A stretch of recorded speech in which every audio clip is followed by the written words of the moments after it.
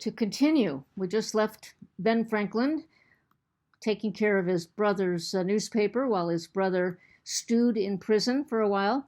Um, Benjamin Franklin published the Pennsylvania Gazette, and he proved a lot of things. He never sat on his laurels. He was one of these um, constant motion kind of guys. He was always doing something, all these great ideas coming out of his brain. He proved that advertising copy can sell merchandise. He showed that journalism can be an honorable profession. Back then, in the early days, I'm not so sure people were honorable in the newspaper business. He debuted the idea of editorial cartoons, and he greatly improved the readability of newspapers. If you look back to our Declaration of Independence, look at the writing. It's very flowery. Sometimes it's hard to tell what's an S and what's an R or a P. It was very difficult to read. He greatly improved the readability by using easier to read type fonts, by the use of headlines. The headlines is how he organized the material. And then cleaner, simpler layouts.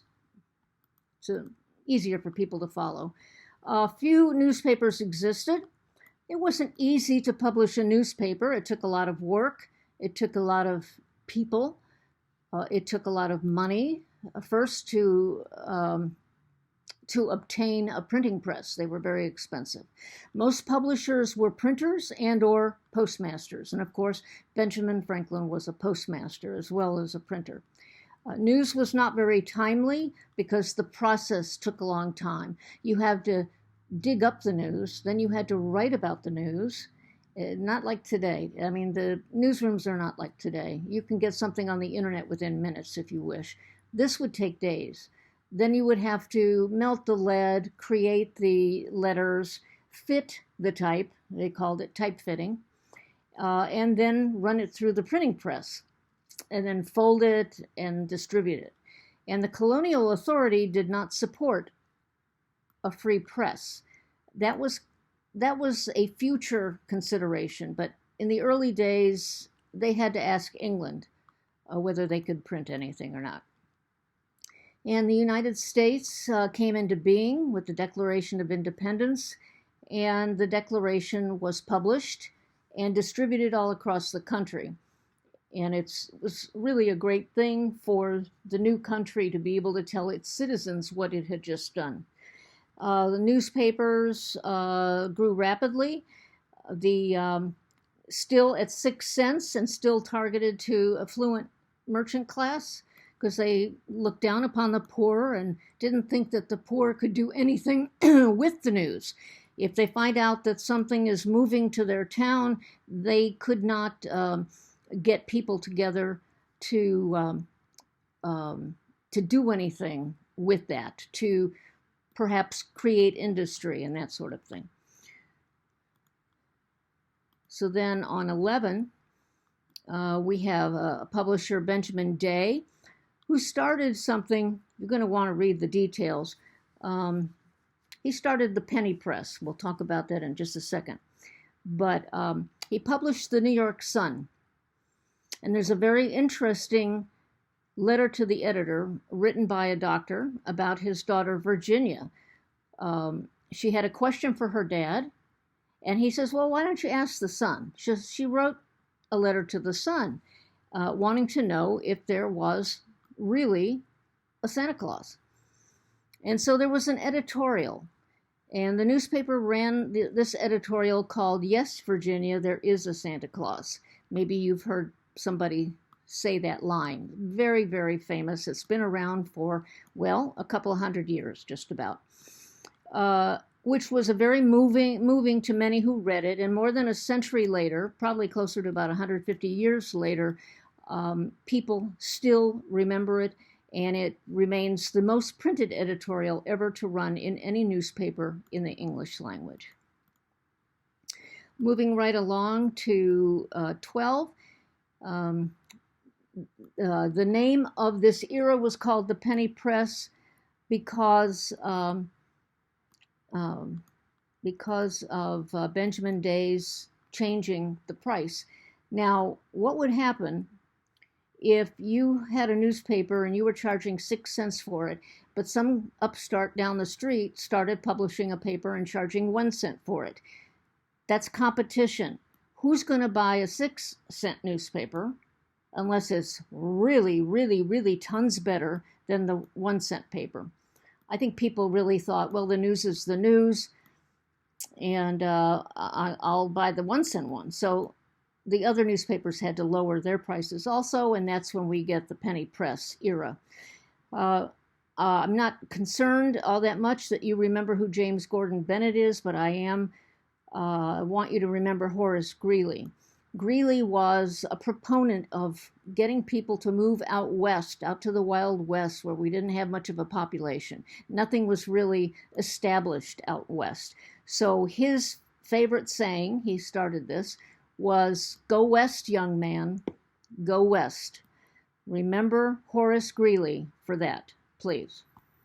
Then on 13, we have some more people who gave us different things.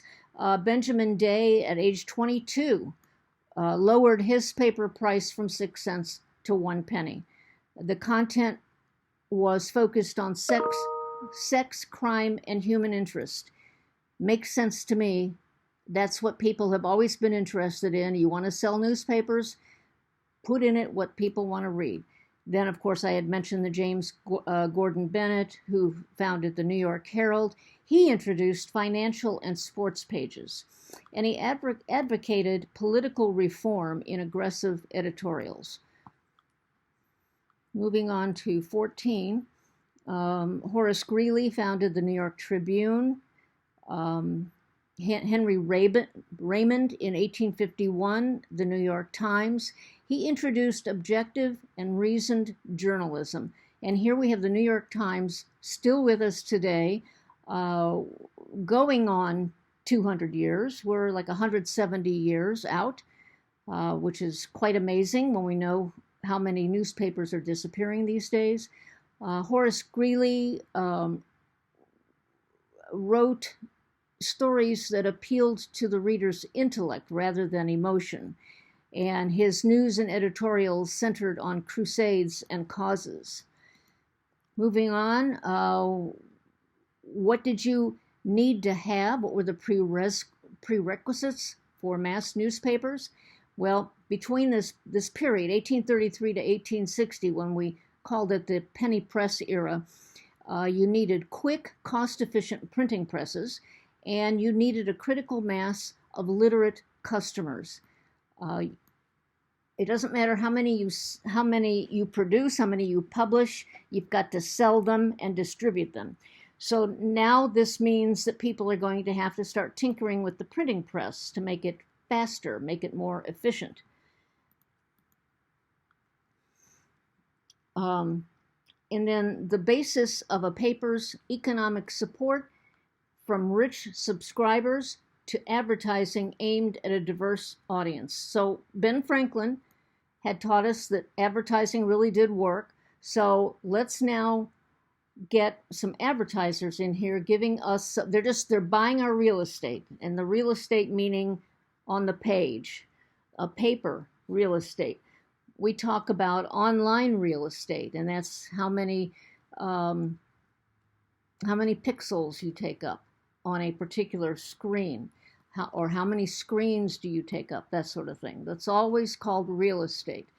And so now they were thinking, okay, well, we're getting money from subscribers and we're getting money from advertising. And then they went from mail subscriptions to direct street sales. Mail subscriptions back then were costly. So why don't we hire these orphans or these poor kids in the street and just let them go out and sell them for a penny?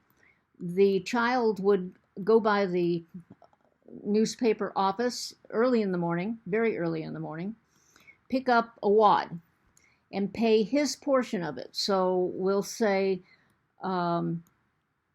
let's say out of the 1 penny, he made a fifth of a penny. So 80% of the penny went to the newspaper. But believe it or not, things were so cheap back then that if the kid sold enough newspapers to make 10 cents or 50 cents that day, he was able to go and buy groceries for the family.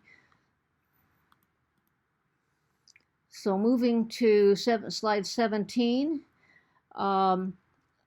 again with the penny press, the way news was collected was changed, thus heralding the advent of professional reporting.